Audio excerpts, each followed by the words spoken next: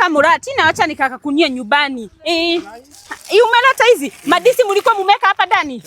Na waru na doma na guache sote msieke hapa. Auntie.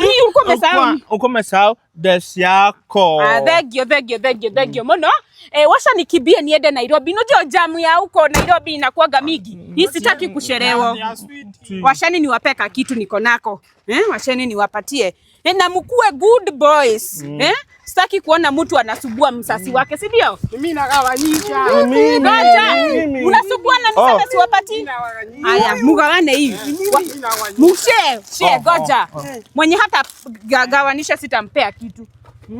Haya. Niko na hapa kapesa na junini ni wadogo. Huyu alipatiwa ingine na auntie. Hapana, hii kila mtu akule 20 bob. Hiyo sheji gine munieke nitarudi. Munasikia? Alafu mkue wa vijana wazuri. Si mnataka ya dione. Acha si musikise. Si mnataka kwenda Nairobi.